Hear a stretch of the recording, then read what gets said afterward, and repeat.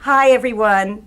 I'm Professor Julie Mostov, Dean of Liberal Studies, and I'm so thrilled to welcome you to our community. Congratulations on becoming part of Liberal Studies. I hope you enjoy the online hangout that you'll be participating in. It should give you all the information you need to begin your studies here. Once again, congratulations. I know you're going places.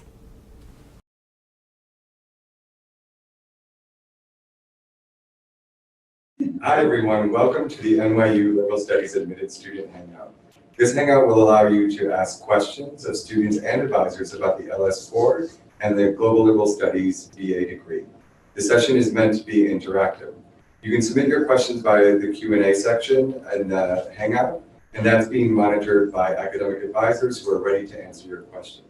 Simply submit the question and someone will get back to you shortly.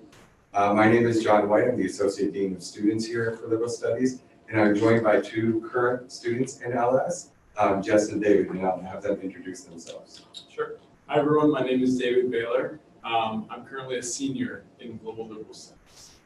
I'm Jess Francis. I'm currently a senior in Media, Culture, and Communication. I was in the LS core program for the first 2 years and then transitioned to Steinhardt, which is the one I'm in now. And we're also joined by Victor Velasco, who's an academic advisor in the LS core, and he will be helping to manage the questions for this session. Also, please note if we receive questions that are very specific or unique to a particular student's situation, we'll be answering those privately. So we'll be trying to address more general questions that might pertain to all students through this session. An advisor will respond to you directly though. And finally, you can always mail core.info@nyu.edu or gls.info@nyu.edu after the program for specific advising questions that might come up for you. If you have any technical difficulties during this hangout, feel free to email us at ls.advising@nyu.edu. Again, ls.advising@nyu.edu. And we have a staff member who's monitoring that account and can help troubleshoot any technical issues you might be having. So with that, we'd like to begin by addressing some of the most frequently asked questions that we hear from admitted students. And then shortly, we'll begin to feed in some of the questions that you submit to the Q&A section. So we'll just start with questions. Yeah, thank you, John. So we're going to begin by just kind of answering kind of the question that everybody's wondering. What's the difference between LS Core and GLS, the Global Liberal Studies program? John, can you tell us a little bit about the programs? Sure. So Global Liberal Studies is a 4-year bachelor's degree. So that means that students who are admitted to GLS are essentially completing a major in global studies and will remain with us for all 4 years.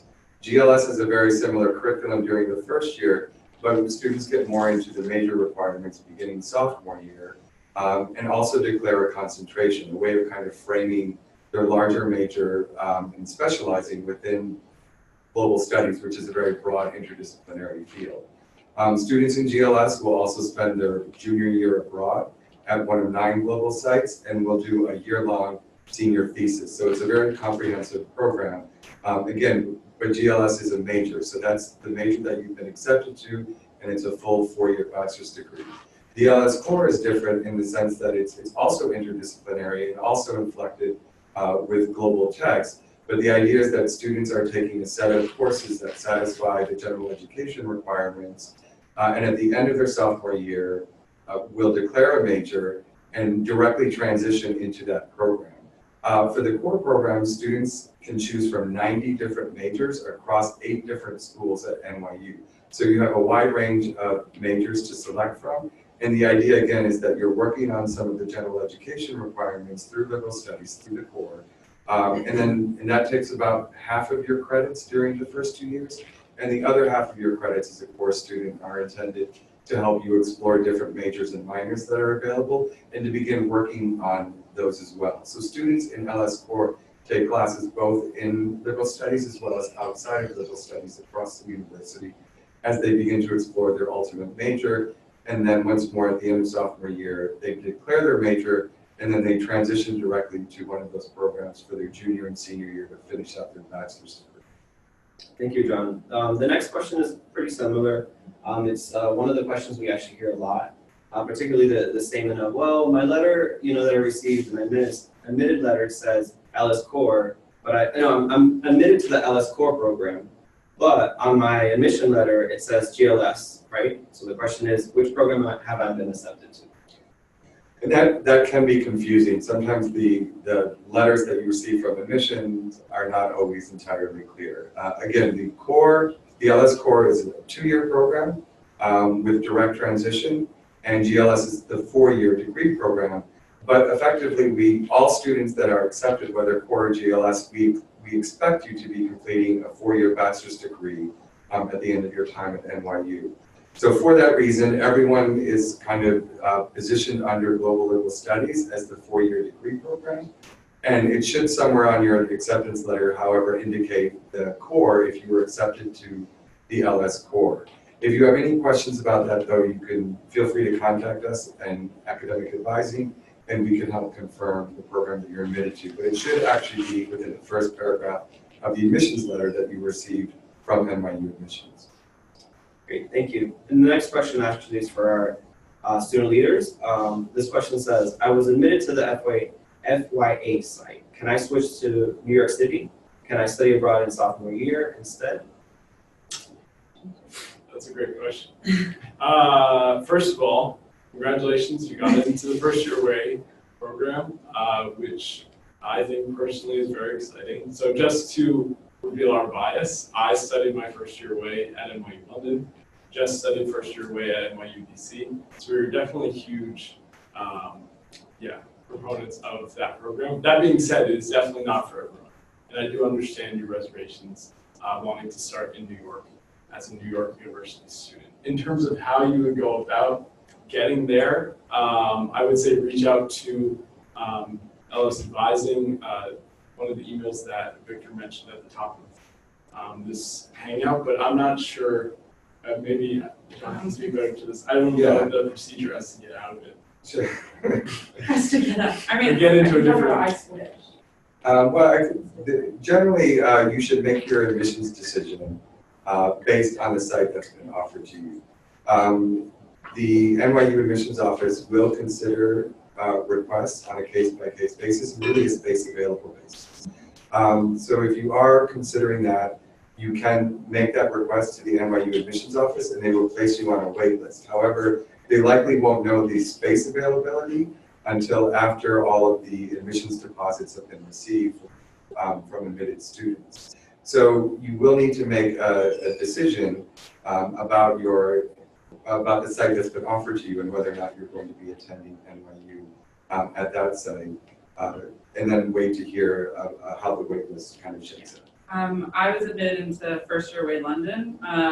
Being my family's part British, so I asked if I could be requested to a different site, and I think I only found out in around April and May that I was confirmed for NYU DC because I had requested DC instead. So you're on a wait list. So it is a bit of a waiting game you have to play. Thank you.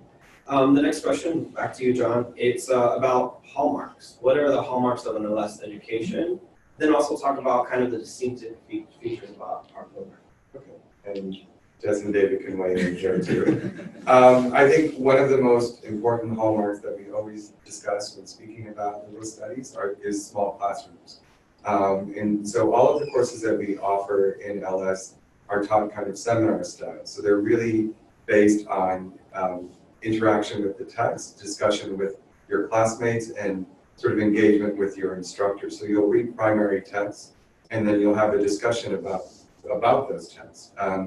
Our foundations courses are limited to no more than 25 students each, and the writing courses are all limited to no more than 15 students. So we make certain that all of the classes that we offer are small and allow for that kind of dynamic conversation. We, in fact, in liberal studies don't offer any lectures at all. All of the courses are small by design to help facilitate that. So I think that that's an important and distinctive feature. I think something else is that the entire curriculum, even through the LS core, is inflected with globalism. So even the courses that you're taking in cultural foundations, social foundations that touch on antiquity, kind of early and pre-modern and early modern, as well as modern times, will all incorporate texts from around the world. So it's not just focused on kind of Western ideas, but it builds in the entire world in terms of your learning.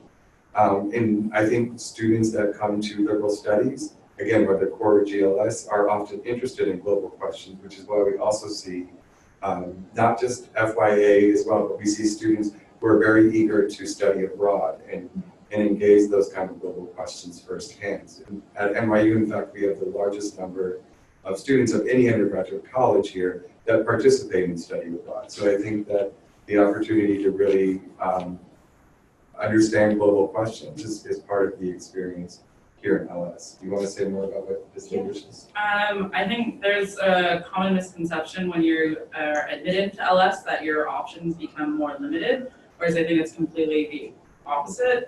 So when I came into LS, I wasn't really sure of what direction I wanted to go in college, and I quickly learned and understood that I was able to fulfill all the college core requirements that anyone at NYU has to fulfill regardless of school, which has basically meant that my final 2 years in junior and senior year, I've been able to focus on my major, which is media culture and communications, because LS gave me that foundational knowledge and gave me that time to experiment and try other classes from other schools without being restricted.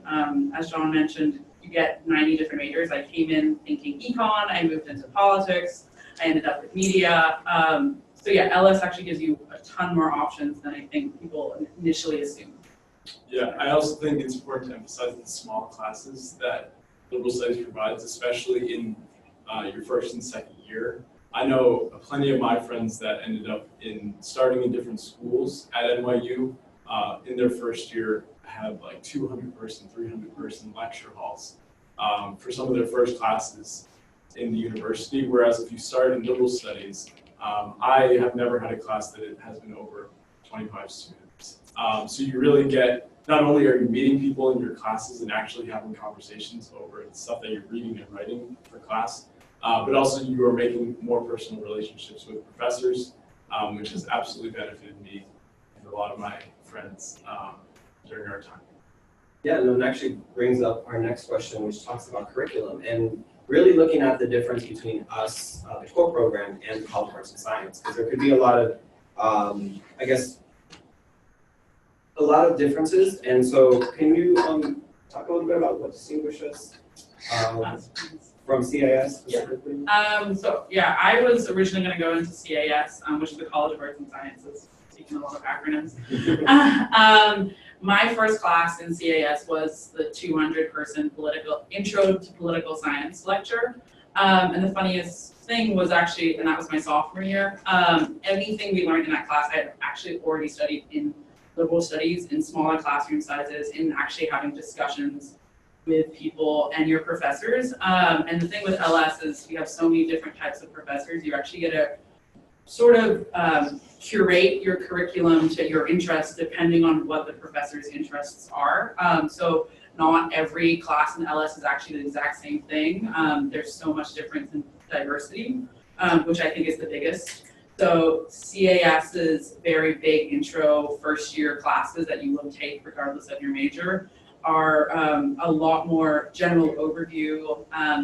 There are 200 people, so you're not really having discussions, you're more sort of taking notes, which is fine and is going to happen in college. But when you're in LS, you actually get a deep dive into the books and actually learn more about it and learn it on a more personal level and actually have conversations about it rather than note taking for 2 hours every day.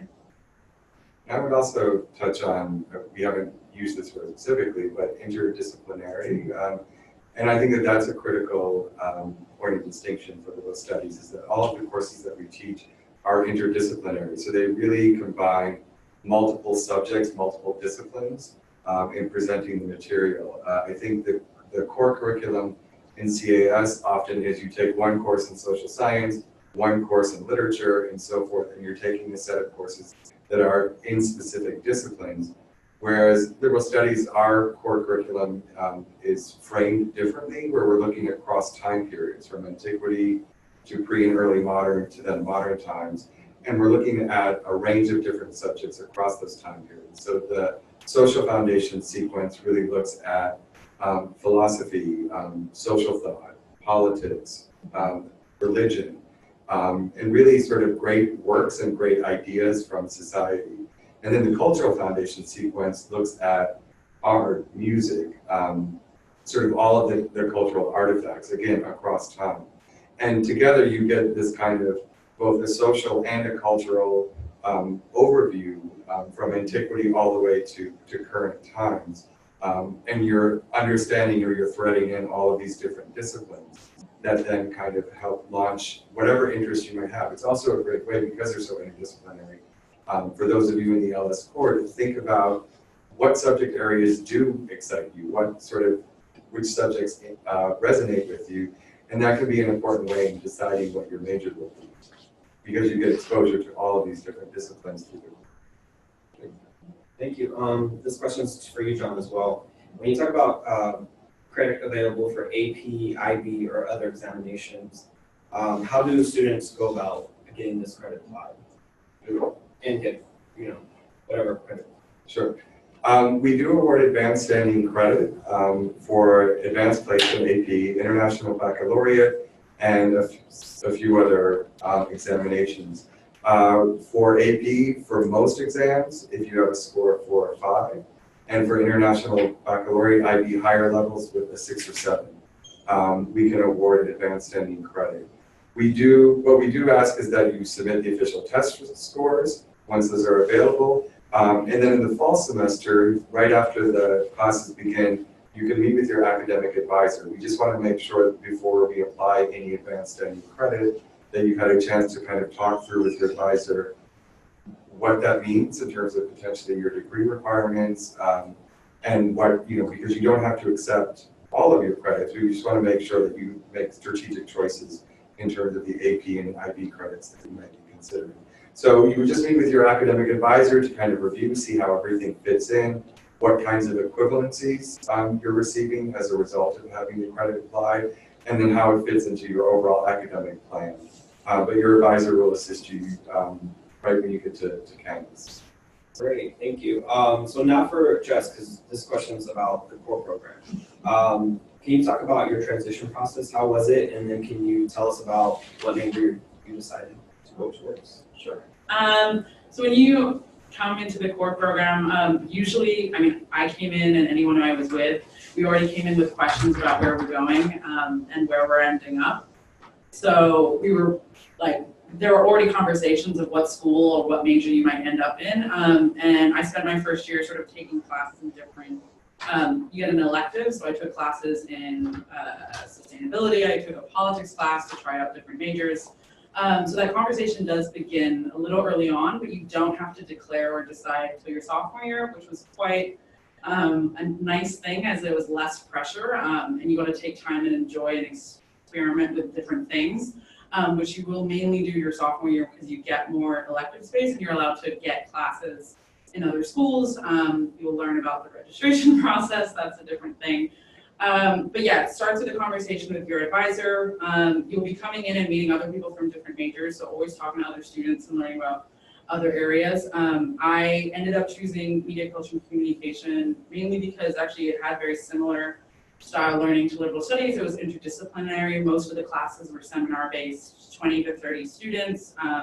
You do take a couple lecture classes. I wanted to take it because I was able to combine, I had mentioned politics and econ, but I was able to take it in a more modern communication approach. But yeah, there's no hard one way to do it correctly. I know many people who ended up just declaring their major their spring semester of their sophomore year. People came into LS Core having a plan of attack and went straight for it and went straight into their major.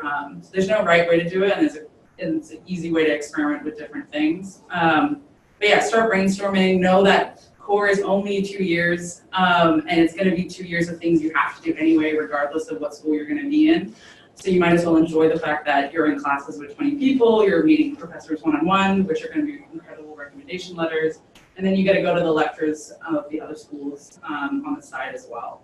So there's no rush, and that was the main thing I enjoyed about core. It was a nice gradual transition into college.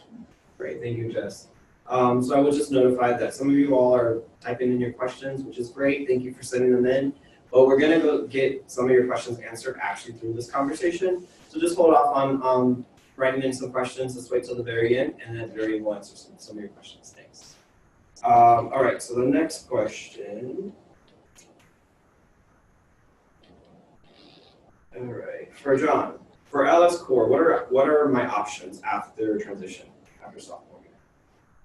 Sure. So as an LS core student, again, we mentioned you can transition to approximately 90 different majors and 8 different schools. I'm gonna try and do this from memory, so help you. But there's the College of Arts and Science, which is probably the single, well, it's the most common destination for students. And CAS alone offers about 60 different majors. So students can directly transition to CAS. There's the Steinhardt School of Culture, Education and Human Development. And they have a number of majors that are available. The only majors that aren't offered for direct transition at Steinhardt are those in music and performing arts professions, because there's an additional step of an audition or portfolio that's part of those majors. But the other majors at Steinhardt are available for direct transition. There's also Gallatin School for Individualized Study, Global Public Health, the Silver School of Social Work, the Myers College of Nursing. There are 3 programs within the School of Professional Studies in hospitality, sports management, and real estate. There are 3 programs in the Tandon School of Engineering, in Science and Technology Studies, Sustainable Urban Environments, and Integrated Digital Media. There is, what else? There's Global Liberal Studies. You can, of course, even if you enter as a core student, if you decide that you really want to pursue a global studies major, we can move you directly into the GLS program. I can't remember if I've forgotten anyone. But the primary schools where there is not direct transition will be the Stern School of Business. That is an internal transfer application for any student at NYU, including liberal studies. So if you're interested in Stern, you would need to do an internal transfer application at the end of your sophomore year. And then Tisch programs in the Tisch School of Arts, because Tisch specifically has an audition or portfolio requirement as well. So there's a mixture of transition and transfer. The majority of programs that you are interested in will be available for direct transition. If you are considering transfer, you would make sure to speak with your advisor to sort of plan that out and make sure and submit your transfer application. If you are pursuing internal transfer, though, we also make sure that you always have a home at NYU. So your advisor works with you in selecting an alternate program pending the admissions decision, the transfer admissions decision. So we always make sure to ask you, well, from the 90 direct transition options that you have, which would be your choice as an alternate program. And we work with you to make certain that you have both courses that are applicable to your desired transfer program, as well as your backup transition option as well. So that whatever the outcome of the transfer decision, you're still on track to graduate in 4 years. Great, thank you. The next question actually is about going abroad, going away. And so we know that both Jess and David both went actually away for a first year away program, right? That's one option. But now can we talk about the study away options for just all core students? And Sure. Is it required for core students to go abroad? It is not required for core students to go abroad, but I would highly recommend it. NYU, maybe you already know this, has the most extensive study away program in the United States. Can I say that? Okay, in the United States. We have 13, soon to be 14, because they're creating campus in Los Angeles. Study away sites at the school. Can I list them all? DC, London, Buenos Aires, Madrid, Tel Aviv, Prague, Abu Dhabi, Shanghai, Paris, Accra, Florence, Sydney, and then one more. Or is that Los Angeles? Okay, did you get all that? He did pretty good. Okay, cool. So plenty of NYU students, regardless of what major you're in, choose to go to any number of those sites during their NYU career. Not any number, but as many as that can fit into your academic schedule. Plenty of people go away in their sophomore and junior year, usually for 1 semester. But it really just depends on which degree you end up in during your NYU career. So if you're in liberal studies, there are specific sites that do offer like our core courses that you can take abroad, so you don't have to stay in New York through your time at liberal studies or in global liberal studies. And once you get into CIS, Steinhardt, et cetera, their courses will also be offered abroad. So it's almost guaranteed that you will be able to work in a study away experience during your time at NYU. Yeah.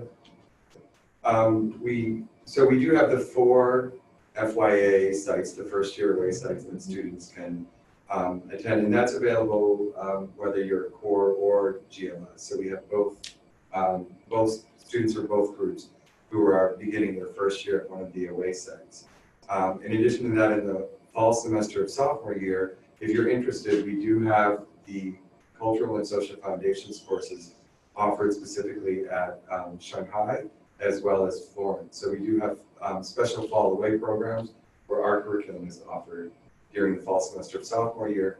And sort of what David mentioned, each site is somewhat different in terms of how they've partnered with the New York campus. So there may be, one site may have more courses in politics than another site. Certain sites may have more media, culture, and communication classes than others. So it will depend on your major, but there's definitely an opportunity to study abroad. I think what John is saying, is that basically you have to meet with your advisor because a lot of these things are pre-planning, right? You have to look at all the programs, what classes are available, and your advisor is going to know most of those answers. So the planning part is our job. So make an appointment, talk to them, and then we can help you plan it out. Make sure the classes that you will be taking abroad will satisfy your requirements. I would also say, well, another thing that sets NYU's program apart from other universities' study away programs is that you will be going, for the most part, to actual NYU campuses in these cities. So NYU, although we do have partnerships with other universities in these foreign countries, for the most part, you will be taking an NYU class with an NYU professor in an NYU building with all NYU students. Now, for some people, maybe that does take away from the study away experience of being fully immersed in a culture. But I'll speak for both Jess and I think that hasn't taken away from our study away experience at all. I spent 2 years away at NYU London, and at no point did I feel like I was in an NYU bubble. At every site, there's a bunch of opportunities to go on cultural trips, to explore the city, to really get immersed as much as you want to in the place that you're living. And it makes it a lot more logistically easier. So your credits will there's nothing worrying about your academics in terms of credits transferring over because you're at NYU facilities. If financial aid becomes an issue, NYU has programs and grants and applications to help students who might have a financial burden when it comes to studying away because flights can be quite expensive. So it makes it very easy and accessible to people from all types of backgrounds, whether you're international or whether you're from the US. Studying away is very common and very easy at NYU. And there are also summer abroad programs that might be of interest to you as well. So there's short-term opportunities. If you think your schedule might be a little tight in terms of finishing requirements, there are also short-term options, both in terms of social impact, but also just during the summer program. So we're going to move away from the study away topic because I know you all have other questions. So we're going to talk now about majors and minors. Specifically, we talked about College of Arts and Science. We know that that's one of the most popular ones. You know, a lot of our students do transition there. But let's talk about other options. I think we mentioned some, but let's talk about the minors. Like, what do minors look like here at NYU for students?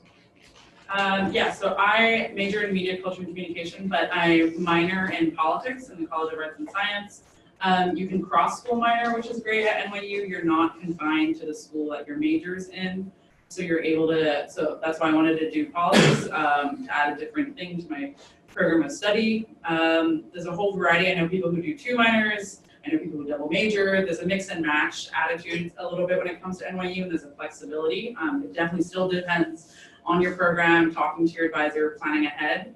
But especially with College of Arts and Science, even Camden, all these different schools offer minors. And if you wanted to leave core program, you could also minor in global liberal studies to continue that global education and interdisciplinary. Right. I would also say that as you go throughout your NYU career, if you find yourself taking a certain number of classes in another discipline that's away from your major, a lot of times at the end of your second or third year, you will already be like halfway to a minor that you didn't even know about. I know that happens a lot of times with people that are continue studying foreign language throughout their time at NYU. Personally, I have a minor in the Tandon School of Engineering and Sustainable Urban Environments. So that's been a great way to leave the Washington Square Park campus and head to our engineering campus for a few times a week to hang out with the engineering school kids, which has been great. But you can literally pick from any number of, like Jess said, it's a matter of mixing and matching. So even if you're studying economics and CAS, you can still get a music minor in Steiner. There's no barriers when it comes to that, as long as you can fit all the requirements in your schedule. Yeah, NYU has probably over like 160 different minors that are available, and they're all offered as cross-school minors. So regardless of where your home degree program is, you can declare one of those minors. And most of the minors are just like 4 to 6 classes, so they can fit in pretty easily. Yep. And of course, we can't forget our own minor here in GLS. We have a minor that was just recently introduced. Actually, if you complete if you complete the whole program, the core program here, 2 years, you will satisfy one of the requirements for your minor. So you actually have 3 classes left after that. That's it. So I just wanted to mention that because it's important. We just rolled it out. I think we're going on year 1, 2. So yeah, we're excited about it. And now my iPad is on. Okay. So the next question actually talks about, specifically, we talked about options. You heard Jess and David talk about all these options. What about PreHealth, specifically the PreHealth curriculum? What are the options for students in the PreHealth? Especially, there's one question that was asked. What is it like doing pre-med or PreHealth in the LS core? Is it difficult for me to squeeze all my classes with all these other requirements? Well, at NYU, like most other schools, PreHealth is not a major. PreHealth is a prescribed curriculum. It's really a curriculum that's set by the medical schools in the United States. So it's a sequence of about 10 or 11 different courses that students will need to complete. So as an LS core student, you would be completing your general education requirements. You would also need to complete the requirements for whatever major you select. And then you would need to complete the requirements for the PreHealth sequence.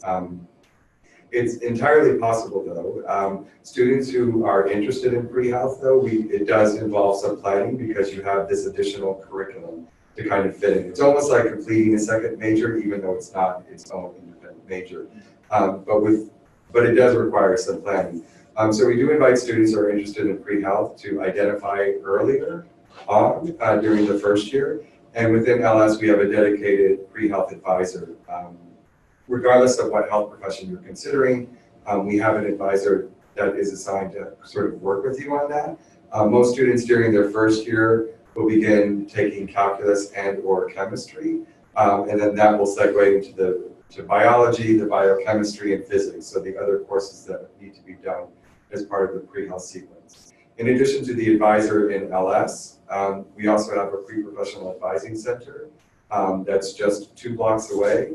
And you can go meet with a pre-professional advisor to talk about your curriculum, about applying to medical school, about clinical internships, sort of whatever your interest might be as you're preparing to apply to medical school or any other health professional program for graduate school. So it's definitely possible. I think it's a little easier if you come in and you're already calculus ready, or even if you have advanced standing credit for calculus, because then we can move you directly into chemistry. But it's certainly possible. We have a number of students every year in LS who pursue PreHealth. Awesome, thank you. So now we're going to move on to the topic that a lot of you are probably very excited about, which is what do the residence halls look like here, especially in this big city, right? Like what are my dorms? What are they going to look like? Well, there's 2 great leaders here that can talk about that experience. Yes. So this will mainly apply to anyone who's coming in looking at first year residential experience, which you will soon learn stands for FIRE, again, acronyms. So there's also a ton of commuter students, commuter students are on the call, but I think we have, I don't know the number, I just realized, maybe like 8 first year resident halls. I could probably try and name them, but I won't because there are so many, but there's a whole variety of offerings. You can live in apartment style, you can live in like the classic college style, but what NYU has that most other US colleges don't have is all rooms have private bathrooms. We don't have communal bathrooms where you share with 30 other people. Any room, whether it's an apartment, whether it's the traditional dorm style, does have a private ensuite bathroom. You might be sharing that with one other person, two other people, I think four might be the maximum for first years. And they're all situated in sort of downtown Manhattan as well as downtown Brooklyn. So there's one down at the Tannen School, and there's a few around Washington Square Park, and they're probably the best commutes you'll ever have in New York City. I know that we as seniors don't get access to such prime real estate anymore, so enjoy it while it lasts. I think the closest one is Goddard, which is east to Washington Square Park and Lipton. So you're living right on Washington Square Park. There's one on Fifth Avenue. So definitely do your research. They're all in this sort of same area, so don't worry. The commute and walk is very easy at any first year residential hall. You won't be having to take the subway or anything. Yeah, and there's dining halls amongst most of them. Yeah, there's generally laundry in every single first year residence hall in the basement. A lot of them have dining halls, like Jess said. And yeah, you really cannot go wrong in terms of location. It's really just the room setup that you want to be put with, and also what your price range is within that. But in terms of who you live with, I believe, correct me if I'm wrong, but it is totally random. Yes. So in terms of that, like you picking where you want to go, you're not necessarily going to be put with a certain kind of student or your friends unless you all get into the same group. There are experiential floors for first years. So for example, if you are maybe you have an interest in theater, maybe you have an interest in learning more about the city, certain first year halls do have they're more like residential floors. So everyone on that floor applied, has an interest in the thing, and your RA, your resident assistant, will tailor programs. I know there is a TV floor. They go to the late night shows, Seth Meyers. So there's a whole variety amongst that. And then even with first year halls in general, you usually do get mixed with an international student, people from different backgrounds, and you do get a lot of support. So you'll have your RA, you'll have the community, you'll have the hall. There's ways to get involved in the hall you live in. And then in terms of options, you usually would start applying once you decide in early spring, and then you hear back around May or June, and then you start getting more information from your hall as well. Thank you. This next question is actually about community. So we think about community specifically in the res halls, right? Mm-hmm. What about students who are scared and worried that finding community at NYU could be difficult, especially since NYU is like in this big city? I would say that, first of all, your concern is valid. I think not only at NYU, but going into any university, especially coming from a high school where you probably are coming from a very deep-seated community. This is a normal concern to have. And I definitely had it when I was leaving for school. And I would say every first-year student that I've spoken to this year and past years have felt that way too. At NYU, there's a lot of options to get involved and meet people. I would say starting in your residence hall and in your room, you will never in your life probably find an easier time to make friends. Everyone is in the same position that you are in terms of being away from home, or maybe, there are students from New York City, but living in a new place. They have to sleep somewhere new, they're surrounded by people they don't know. Everyone is willing to talk to each other. Everyone is trying to make friends, trying to make their way, trying to find their way to class or find their way to an event that they're trying to get to. There's also something called Welcome Week, which is when all the first year students take over the school for basically a week. And there's a massive amount of events that are geared towards everyone mingling and meeting each other and finding out more about the school that they're about to spend 4 years at. Jess was heavily involved in Welcome Week, so I'll let her, If any of you've taken a tour at NYU, you'll probably have heard the phrase that at NYU we consider ourselves a community of communities. And people do sort of, it might take you the first week, it might take you the first month, it might even take you your first year to actually find what you consider your niche community at NYU. I know for me, I've jumped from club to club between each year.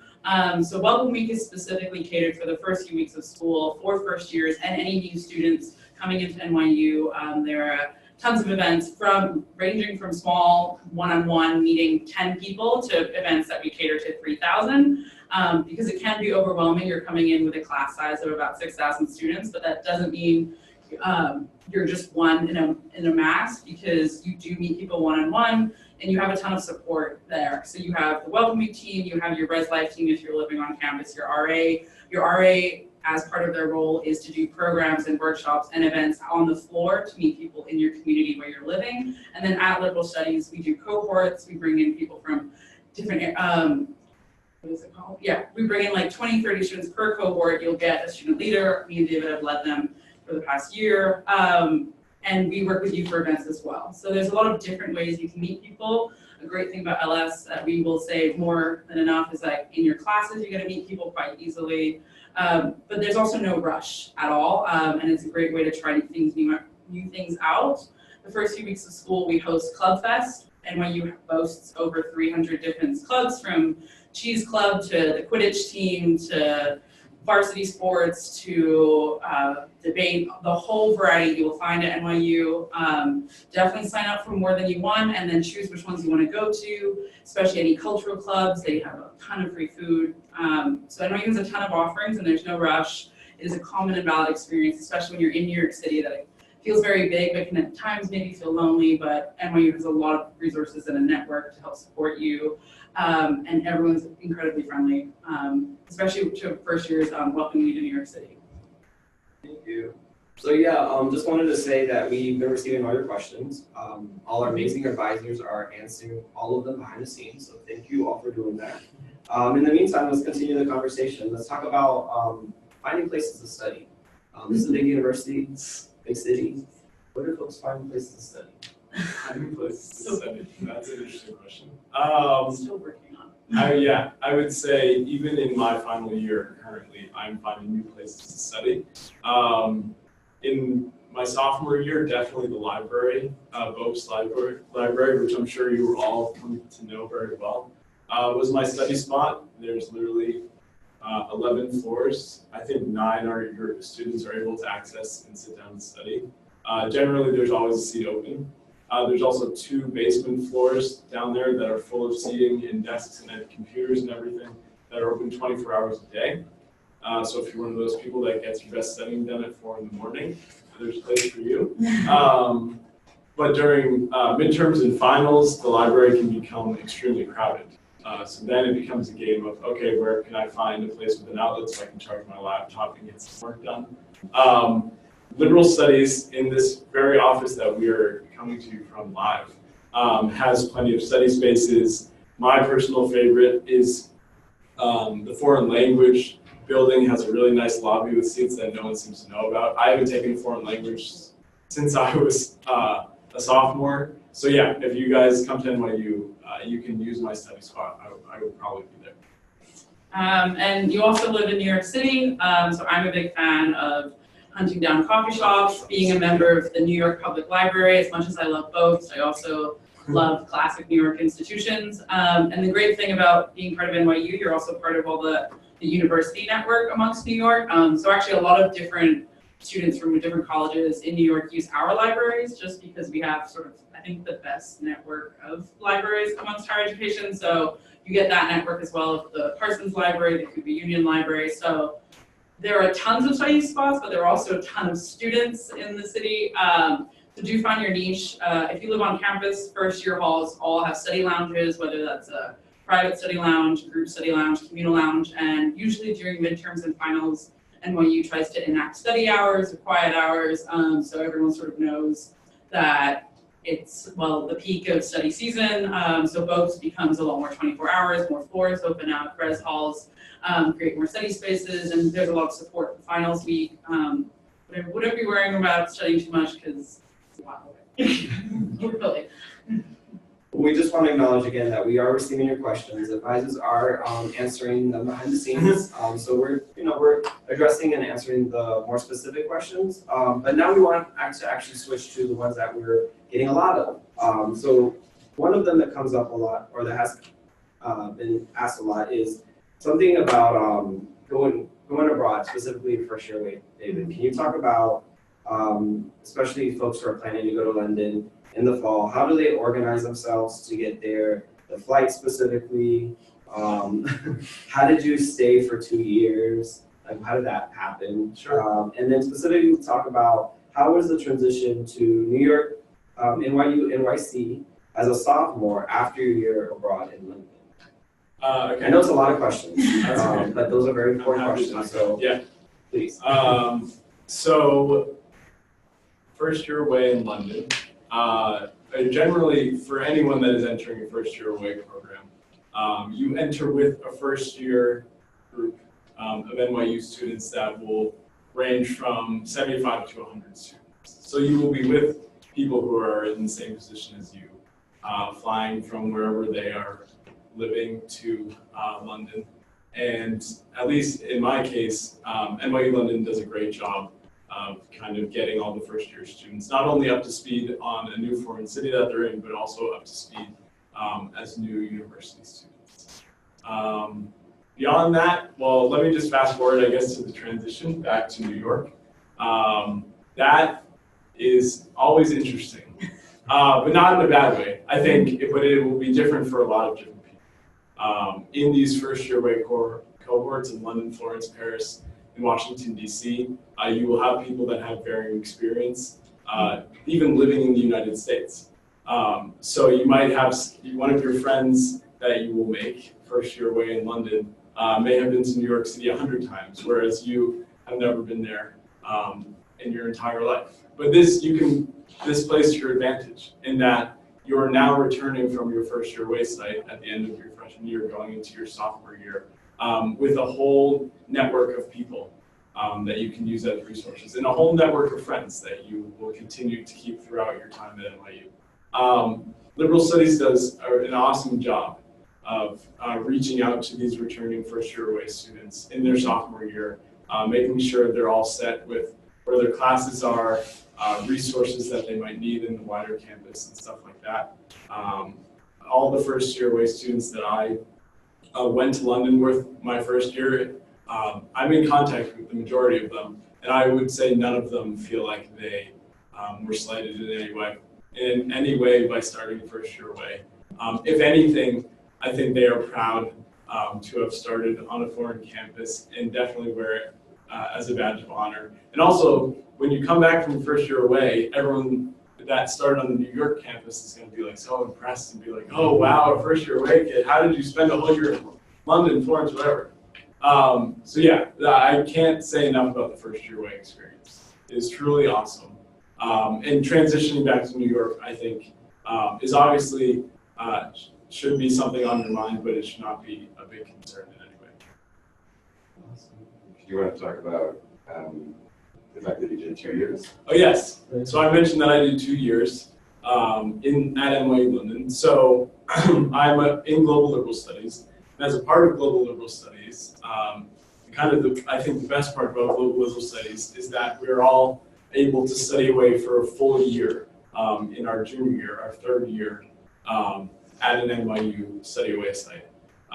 So within GLS, my close friends have spent a year in Shanghai, spent a year in Madrid, Accra, Berlin, Tel Aviv, all over the place. For me, I am pretty bad at learning foreign language, and I'm also really interested in city government. I also really liked the continuity of spending 2 years in London and 2 years in New York. So for me, NYU London was the right choice for a lot of reasons. I also am a jazz musician, and in my first year, I made a lot of musical connections that I was really looking forward to getting back to in my third year. So that is how I ended up at NYU London. It was already built into my global liberal studies curriculum that I was offered the chance to go away for a full year in my third year. So yeah, I decided to go back.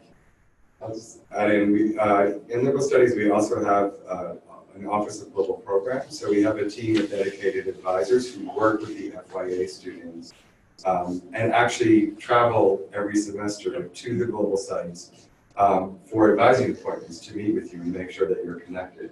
And the Office of Global Programs here in LS does a whole series of weekly emails the summer prior to your departure for first year, Yes. to make sure you have information about visas and employment, like all of the information you might need before you arrive.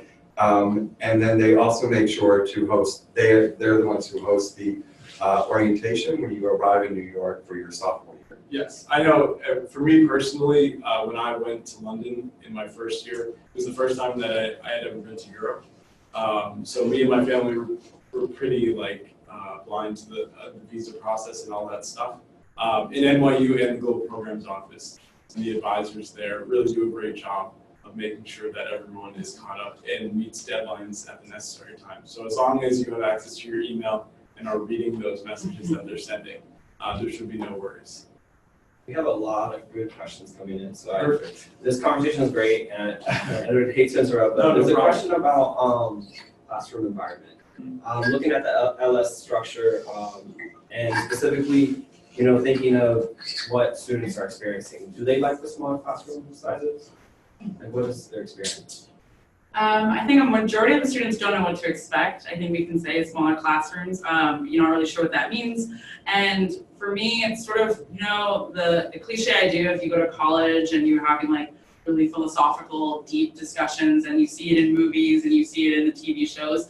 That is sort of what does happen at liberal studies, and you will have maybe a moment at some point, especially your first year in LS, that you'll have this moment of realization that you're in college and you're sort of studying these works that you never thought you might study. The smaller classroom environment is maybe a little, I'm more of an introvert, so it may be a little bit actually more intimidating because you don't get to sort of hide amongst the lecture hall. You do have to, you speak. LS does encourage participation and discussions. You do introduce yourself. But the great thing with the LS community is you have people from a whole variety of backgrounds. So I'm not from the US, I'm international, so it was great to come in and meet people from Massachusetts and ask them about what that experience meant for them. That's the great thing. So the interdisciplinary thing is not just a curriculum, but it's also the people you're in classes with and people coming from all different backgrounds. So maybe if you're a born and bred New Yorker, you're going to be really useful for someone like me who had never been to New York till I came to NYU and who just wants to know and learn all these different things. So the classroom sizes, I think not many people know what to expect when we say small classrooms, but it is sitting around like a discussion table. It's not like the solo desks you see sort of in, I think, at least only American high schools.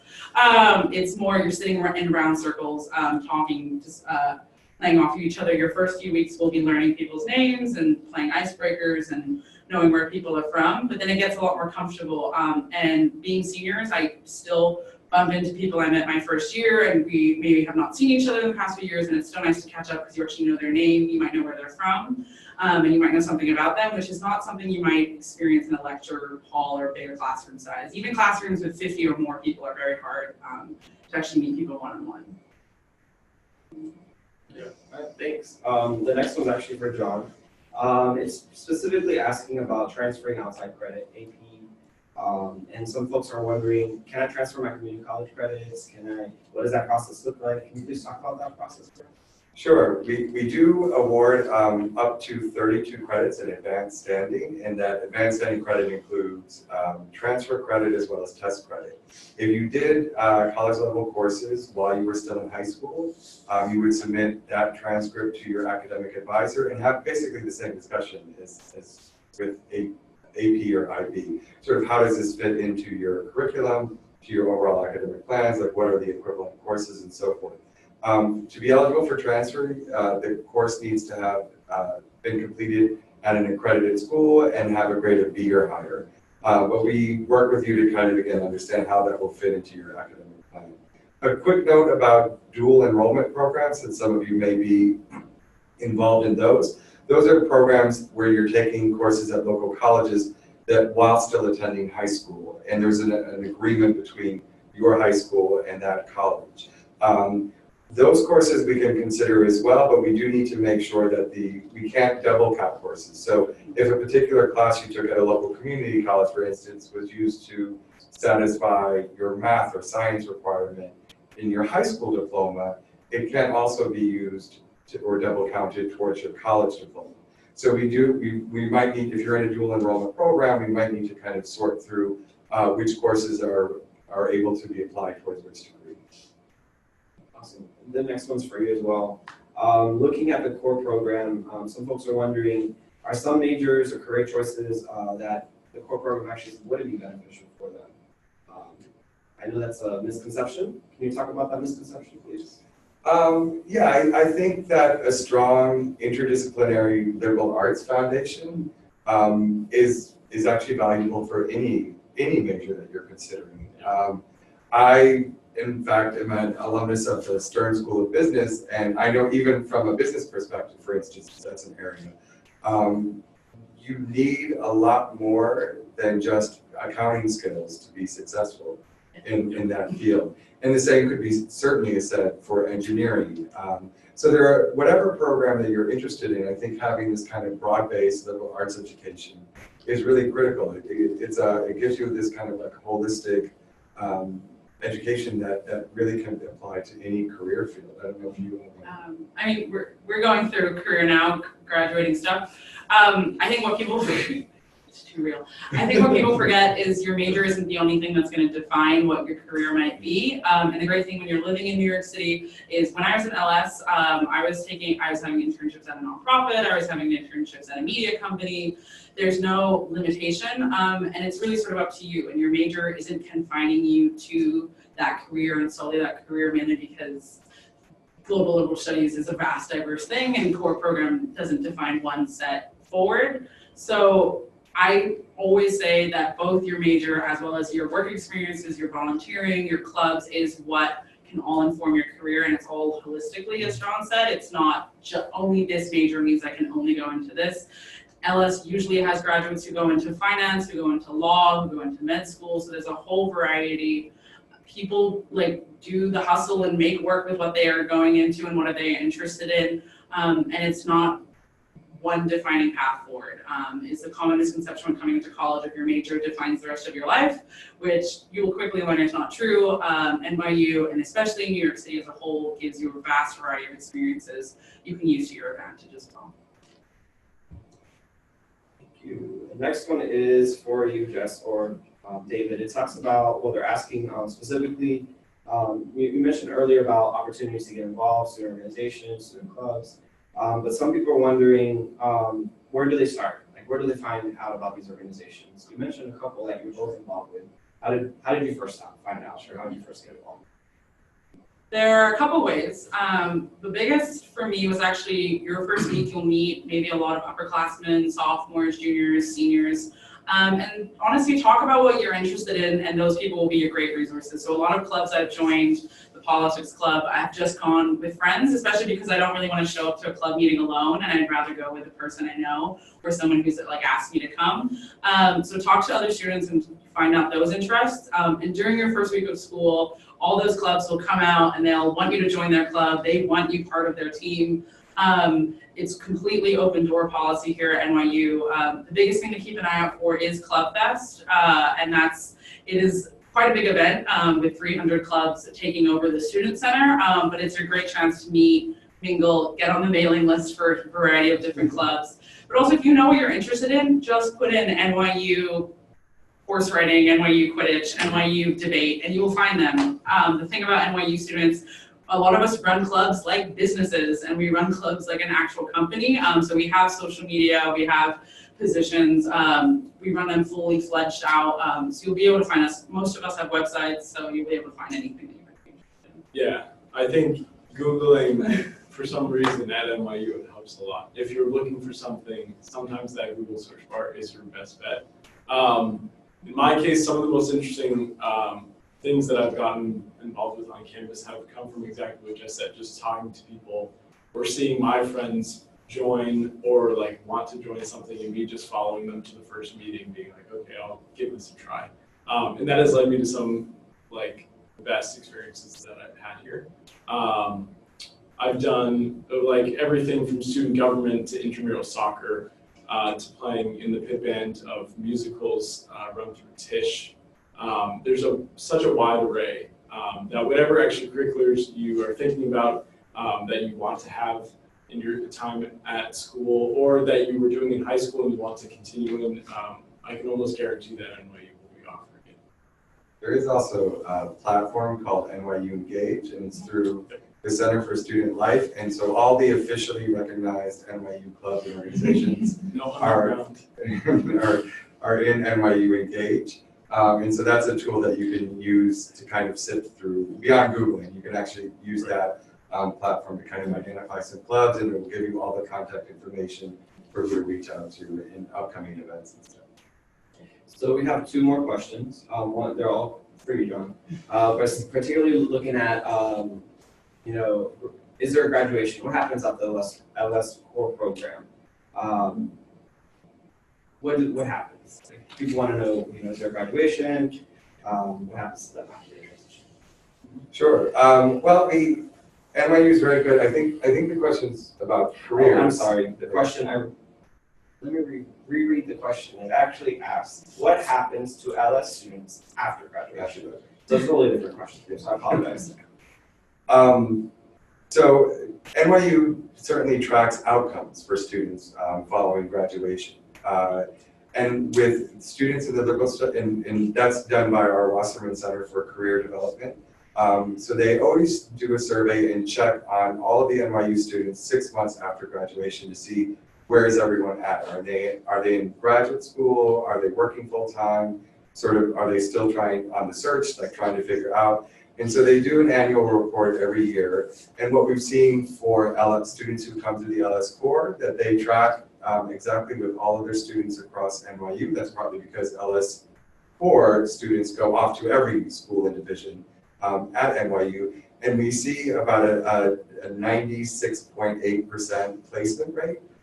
So it's a very high placement rate in terms of students who within 6 months of graduating are in a full-time job of their choice or in graduate school.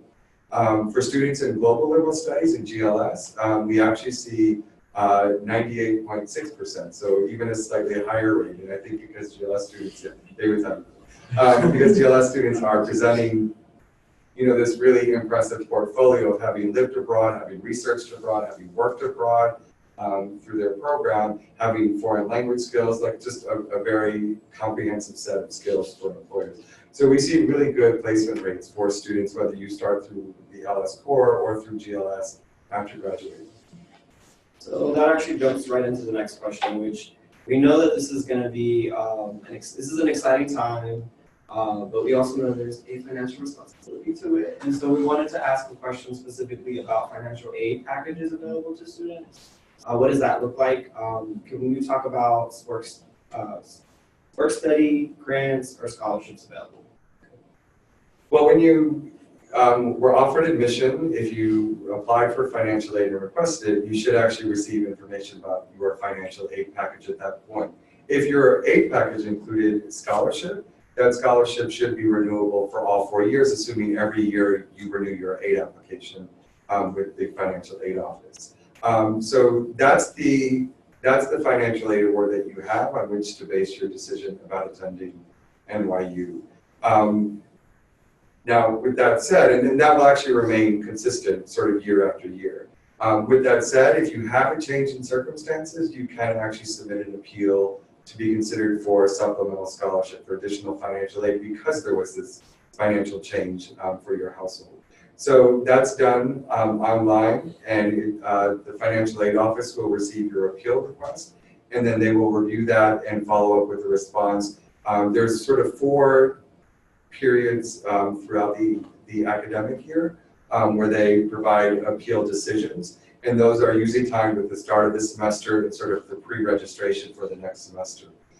So if you have a change in circumstances, you can appeal through financial aid and request additional help, and then they will follow up shortly, at some point, whenever the next cycle happens, with an appeal response.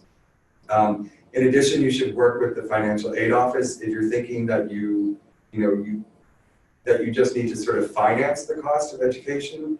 a little more reasonably over time, that paying maybe a lump sum balance doesn't really work, but you want to kind of finance the cost. The financial aid officers can work with you in terms of loan options or even payment plans that are available here at NYU. And work study is available too for students who have financial need. If you show financial need, then work study may be built into your package. Work study is really an employment program designed to help promote employment among students so that they get some income from a job to help with day-to-day expenses, including meals or laundry or what have you. With that being said, if you're working, whether on campus or off campus, in a work study position or again off campus, as long as you're getting some income, you're kind of helping to meet those expenses. So we do have a number of students who are awarded work study, but then choose to work off campus. There may be sort of jobs that align better with their interest, and so they choose to work off campus as well, and that's perfectly fine. Again, what matters most is that you're getting some supplemental income to just kind of meet your day-to-day costs. So speaking of supplemental income, there are other ways to fund your education here at NYU. Let's talk about some of the awards and opportunity scholarships that we offer here in liberal studies after they accepted and have joined our community. Some people are asking about Merit? Yeah, merits or scholarships or any kind Okay. of.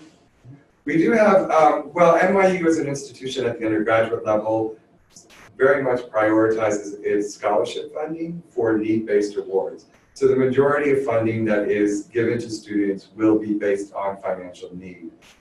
There are a limited number of merit-based scholarships that are available. In liberal studies, we have one specifically for rising sophomores that you would apply for at the end of your first year. That's called the Probst Scholarship, and that is merit-based.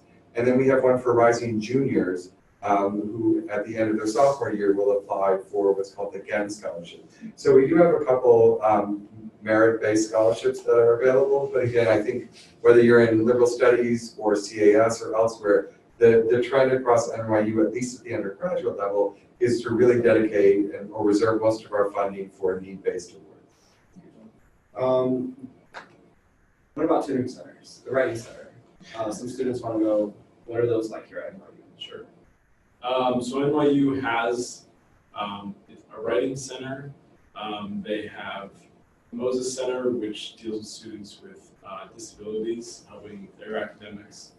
We also have a career center that John mentioned, Wasserman Center, which helps with finding internships and other career development type things. I've been there multiple times just so they can look at my resume to see if it looks good to send off. These are resources that are available to all NYU students, and I'm sure there's some that I'm leaving off the list. Yeah, there's the University Learning Center, and they actually provide tutoring and coaching in a range of different classes and subjects. And you can just go online, choose the general subject area like math and computer science or economics or what have you. And then there's information listed about tutoring hours that are available, either right here at Washington Square or there's another location at 14th Street. So there's a University Learning Center. Separate from that is the Writing Center that David mentioned. And for international students, we also have a kind of in-house, we have a professor in-house who works with an academic English program, who's available to help first-year international students with their writing as well. So we have a number of, I think, tutoring resources. But I think in LS, because they're all small classes, when students need additional help, I think the best thing is faculty office hours. Just you go to meet with your professor in his or her office and just kind of talk about what you might need help with, and then they're available to talk with you. Did you guys use office hours? Yes.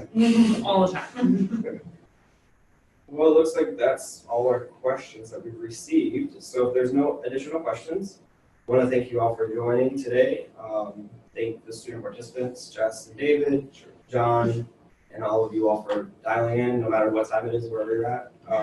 Thank you for joining us, and we hope to see you or hear from you soon. And congratulations Yeah, again. congratulations.